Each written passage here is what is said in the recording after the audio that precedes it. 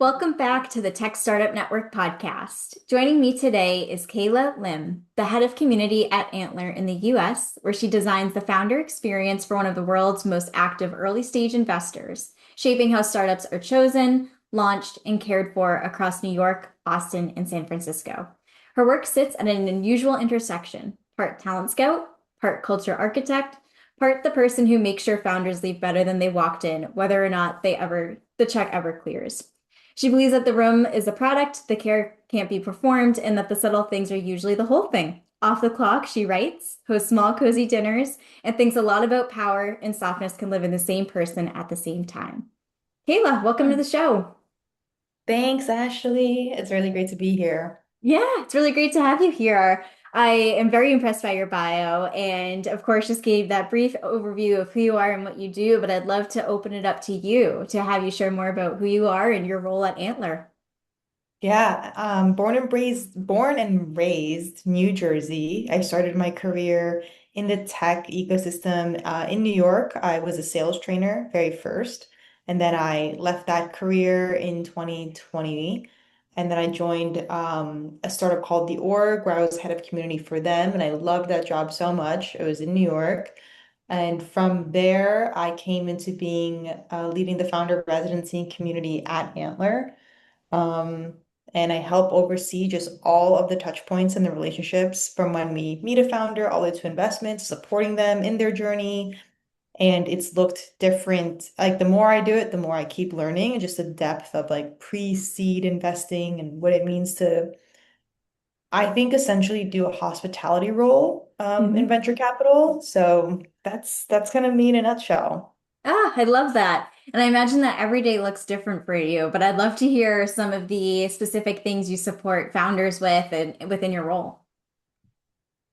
Every day is different. One of the areas that I help the most is with like their pitch practicing, which I'm just going to give you a short heads up because we are short on meeting rooms. A founder might walk in and just grab their laptop. I'm like squatting and they put their laptop down. But I do a lot of pitch practicing support. I care very deeply on how founders show up in events that even we're hosting because whether you're pitching at my event or in front of an investor or a customer, I do believe in like the power of communication. So we'll do many reps together, get in feedback loops. They'll go out to either pitch competitions or have meetings and return back feedback. So that's certainly one of the areas, including helping them build their culture. If you're hiring your first 8 engineers and you want strong retention, it's very important that a founder is like intentional around what that company stands for and the experience that they give those employees. So Mhm. it's kind of a run up the gamut. Like you're doing everything from helping with the culture, pitch practicing, also, I guess touching on the bio, the small things being the big things. I love to remember a birthday. A lot of the people that we Aw. invest in have moved to New York by themselves. Maybe they have a great friendship support group. Maybe they have family here. I don't know, but I still like to do something that makes them feel seen and special. We wouldn't have been able to invest in them without them being born. So a small gesture to say that you're important and we're grateful that you exist is important to me. Those are just like a couple ways top of mind that we support, that I support the founders, but it's run the mill. And every single one I also think feels supported differently. Yeah, and I mean, I think that is huge for any founder who is looking for investment, is just feeling like they have that additional support from their investors and community. And so I love that. Like you said, hospitality is the perfect way to describe it, making sure that people feel seen, heard, supported, and like they're taken care of. hmm I just finished the book on reasonable hospitality in my trip that I came back from. And the more I like a book, the slower it takes to read it. So just for the listeners who I've also mentioned, I was reading the book like 6 months ago. I was still reading it, but I just finished it because there's so many highlighted notes. And I'm going through my notes and I just remember this one line. He's like, hospitality is building connection. Like that's Mhm. all a restaurant, a hotel, that's all they're trying to do is build connection with the client. And I think that about like my role, like all I'm trying to do with my events and my meetings and why I meet founders is to connect with them. And I think Mhm. sometimes I can get so in my head of like evaluate them, figure out their psyche, understand if they'd be a fit. And it's like, let me just come back down and try to connect with them because you have to win them over as wanting to be like their first investor too. So Yeah. hospitality is very top of mind and it feels very true. It feels very empowering. And I think it feels really special to get to support someone who is starting a business in this way because it's no easy feat. Definitely. Yeah. And one thing you mentioned that I think is really interesting is how you support founders to show up as their best selves at events. So like you said, whether it's an Antler hosted event or another event, as we all know in the tech ecosystem, events are huge. And so I'd love to hear more about that and what that support looks like. Most recently, I did a bio, eco, and deep tech event with our co-host Nucleate and Coas Collective Ventures. And I do this one because on my team, we don't have anyone who is personally deep in those areas. And it's like, okay, how do we still make sure we get into their vicinity and make Antler top of mind for when a scientist does want to commercialize sort of business, right? Like they need to know checks are available. We have made several health tech, biotech, eco tech, and deep tech investments. So when you go to events like this, my observation as an attendee was that these types of builders love to learn. Like over schmoozing and shaking hands, the conversations that get exchanged are all about like data and information and latest discoveries. So the event that I hosted was like a salon style where like you came in and yes, you networked and yes, you had to be a little bit extroverted to make the most of the room. But a full 40 minutes of the event was three pitches, not even pitches, like lightning talks. They were educational and they were about the businesses that these founders are building in. But one of those was my portco, Pact, and it got to uplift her. She got to meet some potential customers, collaborations, future investors, and like give her a stage and a time to like have that moment to share her story. We also practiced her pitch, saw it a few times before she went live. So that's like one of the ways that we support founders. It's both like uplifting our own portfolio founder, but also I think the best recommendation to get founders into funds is other founders saying you should talk with this fund. So Yeah. Sky is a representation of Antler, having been backed by a Sky is a founder of Pact. And we'll run events similar to that format.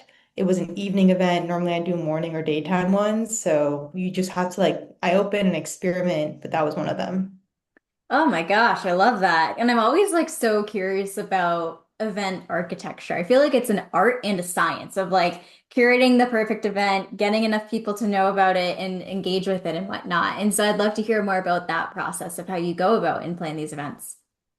Yeah, it's changed in my own just experience and getting more reps under my belt, I guess you'd say. So I've hosted events in Seoul and New York and all within the tech ecosystem mostly or tech adjacent.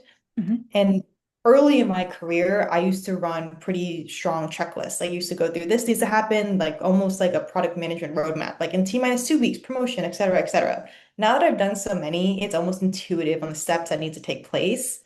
But the one thing that I do that gives me the most preparation for any event I'm about to host is that I actually mentally run through how the event will feel. Like I almost play in my mind like a GIF file. Maybe because I know we just talked about running, because I do this with races too. I know at a certain point like the race will get hard. I just play a GIF file of like my posture, my pace, and like how fast I'll be running. But with the events, I can't like yes, you can go and promote and hope for ROCPs, but there's always a 50% drop off rate with public free events. Mhm. So I still can't control who's in the room, but I will like do the mental practices of running through like this event will be these characteristics, fun, vibrant. My intention for this evening is making sure that I show up with a tuned attention. Like my eyes aren't darting across the room trying to see who else is in. Like I'm with the person. So that piece has gone bigger and bigger the more I've done events. I've like really over-indexed on borderline spiritual preparation for Yeah. events because the checklist part becomes really easy of do the co-hosts feel good? Is the chemistry there on what you guys both want to prepare for? Assuming you both aligned on audiences that you're drawing in. And then I always ask them to come early, help me move furniture, come on site, who's like bringing the drinks, the food, get the name tags out. I don't know if you've been to the Antler New York space yet, but when you do, we are one floor and it's flexed in a lot of ways. Like our portcos work out of here. We have guests that go in and out. Investors are coming by. So when it comes time for an event, I have to communicate to everybody like, hey, we are hosting 50 to 100 people.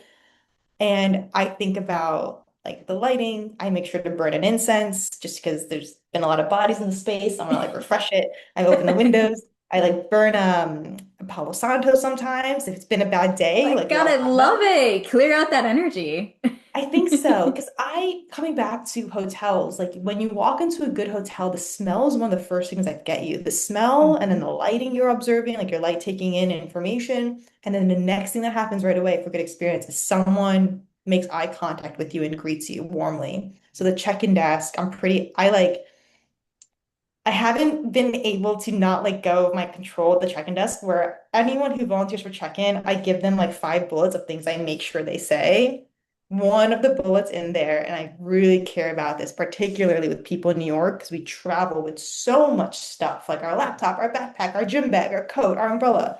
When you check in at Antler, the first thing I mention is like, hey, welcome in. Coat room is right here. Feel free to drop off your stuff. When you're done, come and check in. I'll grab your QR code. I just think like that experience is so much better than holding all your and like trying to rummage through your phone and like maybe you're connecting to Wi-Fi because you're visiting and you don't have like an eSIM and you're still like got all this weight on you. I'm like, put your stuff down like you would at a friend's house. When you're done, come through and I'll verify that you're on the list. Mhm. So that's like the check-in experience. Then every event's different. Not each one is a salon style that I mentioned. We've done like floral arranging, which has been good, small groups, co-working days, hackathons. So we just go into like the motion of what's that. But the bookends I care about. So like the first greeting that I mentioned at the very end of the event, whether it's a toast of the host or we've mentioned like a close, depending on where I am in the room, there's been instances where I'm running around taking care of the floor that you've caught me at the elevator. And it's like ironic. It's like I'm sending people off. I'm like waving them, like, all right, thank you for coming. It's so good having you. And whenever I catch myself there at that point, it actually makes me feel very like warm and toasty inside. Like, I Yeah. really appreciate you guys coming. Get home safe. Yeah. Oh my gosh, I love that. And I love the analogy that you shared about it being like almost a spiritual practice because it's energy. I mean, energy is being brought around the room. And so I love that you shared that because I think it's a really unique way to think about it for sure. Oh, And wow. you mentioned a really interesting point too earlier about how there's a lot of founders who may come to New York specifically as an example who come there to build their startup, but they don't have that community. Like they might not know other founders or they might not have anyone else besides like maybe some investors that they know within the area. So for someone who doesn't have their community yet, what's your advice for building a community and finding your people? In New York, Yes. say yes. Yeah, I love that. You've gotta say yes to yourself first off. Like if you as a person are in New York and you feel any amount of pull to like RSVP, to go up and say hi, to decide to raise your hand and ask that question, just like do it all. Truly Hmm. do it all. And then when you make a new friend and they ask, hey, do you want to go to this thing? You better say yes. Like that's how I've made my friends in new towns I've moved to, is I just said yes to any invitation that came my way. And I would recommend they say yes to everything. Also, not because like if you say yes, you're gonna land on your niche, you're gonna find this community, but if you say yes, you're gonna get such a plethora of data of what you like and what you don't like. And as a person, hopefully you're interacting, you're just gonna put out these sonars and people who sonar back in like the same frequency, then you'll vibe. And then two, and then three, and like you'll find your group. The beauty of this city is there's something for everyone. Yeah. And that's what I recommend in getting started. Just open heart, say yes. Be warned, you'll have some terrible experiences, but that's part of being in an unknown environment that's very diverse, but each one is alive. Like it's full of Hmm. energy, it's full of excitement, and you're constantly learning, and hopefully laughing along the way too. Yeah, that's a great piece of advice because it's like you don't know how you'll feel about something if you don't try. So to your True. point, just being able to say yes to everything and expose yourself and get involved, like there's so many opportunities that you'll come across if you hadn't said yes, that you wouldn't have had if you hadn't have said yes. Agreed. I've also, so even though I was born and bred in New Jersey and I started with a lot of friends here, in COVID, a lot of my friends had moved away, whether it was just towards Austin, there was like a massive exodus there, and they all went south. I had to make net new friends when I came back to New York. So also moved to South Korea. I returned. How I made most of my in-person friends today, where we grab dinner, we take trips. All of these friends I traced back and I met them online, like on Twitter. Mhm. I met them through communities that I just looked up, similar interests, and we met in person and continued. So I think even researching like groups in X or like writing communities, Korean speaking communities, tennis, it's all available at your fingertips. Yeah, that's a really good point. I love that. And since you work so closely with early stage founders, I'd love to hear for early stage founders out there, like what's a piece of advice you'd give them as they're getting through the trenches of being a founder? I'm sure you have so many great pieces of advice to give, but if there's one thing that really stands out, I'm curious to hear what that would be.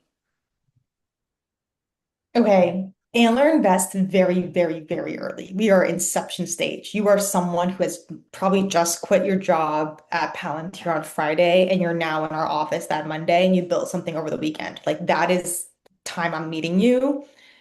Uh, I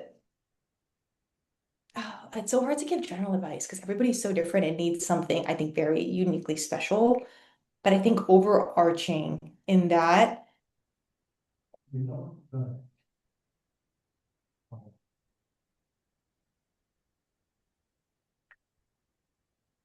oh, today what's ringing true for me is just to stay convicted.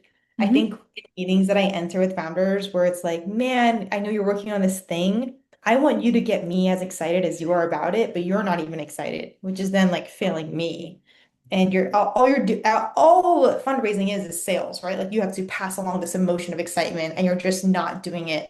And if you're not excited about that thing, maybe it's just not the thing, but don't fake it. Don't try to Hmm. um, especially at a pre-seed stage where like you're betting on so much optimism and belief. There's no product, there's certainly no revenue. Sometimes there's no product, but yeah, I would say to get that like conviction down, very strong and unwavering. Doesn't mean that the idea doesn't change, but like your conviction and you being a success and like you being able to convince customers and hire a team, that needs to be like very potent and felt. And I think the best founders I meet, even not even founders, just people, they could be an operator leader. They radiate this sense of truth of like, I believe what I believe and I know it's true. And I think that is something to bet on in someone. My gosh, I love that. And I think it's like that conviction, especially on the hard days, is what carries you through. Like when you have that unwavering belief, that passion, like you said, that truth. I mean, that's really what everything is centered around. And if you don't have that, it makes me wonder if you're a founder, like, then why are you building what you're building if you don't have that 100% conviction in it? Yeah, exactly. And I I think what I feel so lucky to be at the stage because you are surrounded with people that have that conviction. And with that, you're very emotional. And I think a lot of investors overlook how much emotion plays a role in how vulnerable they are to feedback and to ways that don't feel good. Um, but I know a founder who believes in themselves won't give a crap about what an investor has to say. Like they'll just be like, okay, Yeah. on to the next. And I think if you are too wavered by what an investor has to say, like you need to take time to yourself first and stable by yourself and then go back out there because investors are paid to have opinions and paid to take Hmm. what they think on people and on ideas. Definitely. And you mentioned something that's really unique about Antler, which is the fact that you invest so early, like at that idea stage, which I think is amazing because not all founders have that opportunity to meet with a VC who will invest that early. And so beyond the conviction of like seeing the conviction of the founder, what do investors at Antler typically look for when wanting to invest in a company? We get asked this question all the time, and including in what we used to run, which was like our residency, which is how we met founders. And when I first started, was actually told never to answer it because if you say that to a founder who we're meeting, they'll just do that thing. And that's not the point. Oh, So yeah. like the reason we meet founders and we invite them to co-work in our spaces in New York, Austin, and SF. And I say to them like, welcome to Antler. We haven't backed you yet, but you're here. You're gonna be part of the community. Your only job to do while you're here is to build a great company. That's all you're doing. We're going to give you resources and community, and there's great founders you've backed around you. Your job is to build a good company. My job is to get to know you. You do Hmm. not have to put in more face time with me. You don't have to put on posture. You don't have to, all you got to do is build a great company. And you just want to keep them focused and allow them to have that focus. And each city meets focus needs differently too, because each city you live differently. Yeah, that's a really good point. It's like, and I love that the way you phrase that. You don't want to tell them what you're looking for because you don't want to sway them one way or another. You just want them to follow the path that they wanted to follow and see how it pans out. Yeah. Yeah, I think like I feel like starting a company, I mean, everyone says what business is the ultimate personal development. I've heard that before. And I think also with how fast you can build products now, I this is not Antler, this is Kayla speaking for Kayla. I'm just so intellectually turned on by seeing people build a product as an expansion of themselves as a human. Like you're just taking, oh, I care about this thing so much it's overflowing that I've built this. It's like an expansion of me, which I think is so beautiful and so artistic. My gosh, yeah. And I feel like what better way, going back to the point earlier, to reach success in your company by like truly believing in the product that you're building, like to have that extension of yourself, something that you feel so strongly about. Like there's nothing better than that. Yeah. Yeah, I love that. And I also really admire that your role is so heavily focused in community specifically because I feel like that's something I've seen a big growth in over the past year, especially as there's been a constant increase in people who want to be in person and together and around other people. So, as you know, community is huge. And so, for anyone who's listening to this episode who wants to get into a career in community, what advice would you give to them? I would tell you to start taking care of the communities that you're already in, whether it's my first community at all was church. And then later on, it was like industry communities. But whatever community you're a part of as a member, just go ahead and nurture that community first. Hmm. And you anytime I interview someone who wants to go into community, I always ask them like, what communities are you a part of today? Because it's hard to lead one if you're not also on a side of where you're receiving. Hmm. So go ahead, if you're receiving, then start to give, start to get nurture, start to take a leadership role. And then from there, I think it's about there are roles, if you want it to be like a W-2, I want to get paid to do this, there are roles for it. There are JDs, Hmm. go look at the bullets. If you're like, I want to foster community because I just want to be around people who like doing art and have cats, like how do I create people who have cats and like art? Then I would just, similar to like someone who's trying to come into New York and make friends, you have to sonar ping out frequently, like, hey, I'm Kathy, these are the things I stand for and be very loud and confident about it. And folks will radiate back and give you, like, match you on that frequency. Hmm. Um, Also, roles in community, if you're in it for the long term, this is a lesson I learned now. You need to keep your like spiritual practices unwaveringly strong. I think about Michael Phelps and how he like went hundreds of days, never missing practice. Meditation is something that fell off the busier I got in community. And I think on paper, it looked like, oh, Kayla's doing so great, so many back-to-back events. But internally, I was like not doing well. And there's no way to live a healthy community career if like I am burning myself Hmm. inside. So taking care of yourself, roles are out there, read the JDs, be a part of the community before you decide to lead it and build it. You got to know the Yeah. people you're taking care of. You got to care for them. That's the other thing. You can't manufacture care. I think you can learn how to code. I don't think you can learn how to care. I think you come out of the womb as someone who genuinely loves to do it, or you don't. And if you don't, there's fine. There's so many amazing, high-paying, fulfilling roles for you. If you do like to care, hospitality and community and service is probably going to be a great industry for you to grow in. Hmm. Definitely. I like that. You can't manufacture care, but it's true. It's like you can't force yourself to be that person who feels so strongly and passionately about something or someone. So I love that. Yeah. I think about like bank, like when you call the bank and you're put on the phone with the teller, like they have a checklist they're running through to make sure that you feel good as a client of a bank and they're paid, somewhere on a random night taking your call.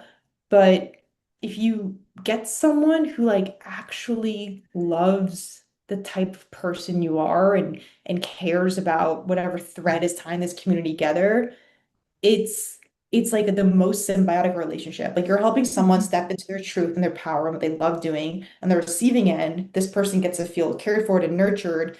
And it's not like anything transactional. And it's only going to Right. be like positive and compound. And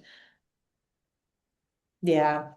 Yeah. I feel so lucky to be in my role. I feel so lucky to know other people who are in my role and watch them grow and to grow with them. And today I had a call earlier with like a fellow facilitator who does experiences and helps community people also facilitate very effectively. And we were having a great Mhm. conversation about like the self and holding space for others. And yeah, it's just like so complex, which makes it so fun. Yeah, 100%. And I also really admire the point that you made about like filling up your own cup ultimately, like making Mhm. sure that you're devoting yourself to your own spiritual practices and the things that keep you going. Because I do think that's something that comes up a lot in tech is just people get so caught up and so excited about what they're building or what others are building that it's very easy to burn both ends of the candle and burn yourself out and hit that wall. So I love that you shared your routines and the way that you stay grounded so that you can show up as your best self for the people that you serve and are here to support. Yeah. Love that. And now I'm sure that there are so many exciting things happening this year for Antler. So I'd love to hear what you all are working on for anything that you're able to share with us today. Well, we're trying to meet as many pre-seed founders as possible, even if you're someone who doesn't call yourself a founder yet, but you're working on an idea or you've got something that you deeply care about, people, a customer, a business, always want to make investments there. Um, I'm trying to challenge myself with doing more unique portfolio experiences for my founders, like people who work from our office. I really want them to get to know each other and help each other. And I'm trying to be consistent in how they gather without being distracting to building a business. Like the reason we don't do many Portco dinners a year because they're busy, and when we do book them, we book them pretty far out. We hold the date for a while. So working within those constraints, it's like, how do I still give them a great experience? Because at this stage, some of them have teams, some of them don't. You are still responsible for building the sense of culture for them, for, Hmm. them to feel like they're a part of something. So a couple events on that side for the year. And at the end of the year, they don't do holiday parties like the big tech companies do. So I want to host local ones for each of them. And they can bring all of their employees, be it at Antler, we'll deck the whole thing out, make it feel like a good milestone marker. I understand as a founder, there are some psyches that we have where founders don't want to hit the revenue gong. They don't want to celebrate. They're like, not yet. The goals just get bigger and bigger and bigger. I try to ground them in saying, like, you're going to build this business for 10 years. Time will pass by anyways. I just want to help you mark these milestones of what you're hitting. Hmm. Because one day you're going to be on a panel of $1 billion company and you're just going to look back and think, like, there was a time when I had closed my second customer and this is what it felt like. And I want to just help you mark that time because it's very special. And we don't have to sit and celebrate it for too long. Like, we're going to keep going the next day and close more deals. But all things to help them in this point in time with that. Obviously, fundraising, seed and Series A investors. I am personally trying to build more relationships with growth stage investors myself. Yeah, I love that. And great piece of advice to just celebrate every moment. I think as a society, many of us are guilty of always thinking of what's next. So, like, instead of taking the time in the moment to be like, wow, I did this, myself 1 year ago would be amazed to know if I did this right now. Like, instead of having that retrospective, I guess, we're always thinking about, okay, on to the next milestone, on to the next thing I need to cross off my list. So, really love that you take the time and encourage the founders that you know to take the time as well to just appreciate the moment and then keep going. Yeah. Yeah. Yeah, I think it's important. Totally. And now, Kayla, one of my favorite questions to ask our guests is I'd love to have you give a shout out to someone in tech that you really admire right now. So it could be a founder, could be a fellow community builder, investor. Would love to hear who you're really feeling inspired by lately. Oh gosh. Okay. I have felt very inspired by Nick Thompson, the CEO of The Atlantic. Do you know who I'm talking about? Yeah. Also a big runner. And I feel inspired by him because I just listened to a podcast, I guess also on dialectic, which it was so great. And it was the only podcast I've listened to on 1x. I always do like 2.5x. He speaks so clearly, and it just left me with such strong inspiration to work on my own pronunciation and communication. And he wrote the book about his dad. And there are just so many tidbits in that podcast that I've screenshotted where I'm excited to like sit with and really soak up. I think writers are so good at just like describing their world, and it always makes me think like, oh, I need to write more as well on my blog and etc. Yeah, I love that. Rating is so cathartic and helps you work through stuff and inspire the people. So I love that. Yeah. Kayla, this has been such a fun episode, and I've so enjoyed having you on the show to share everything that you're doing at Antler. And I'd love to have you share with the listeners where they can find you online in case they'd like to connect. I'm at Kaila Lim on pretty much everything. I'm most active on LinkedIn and Twitter. Amazing. And I'll include those places in the show notes for listeners to easily find you. Thank you so much again for coming Perfect. on the podcast. Thank you, Ashley, for having me.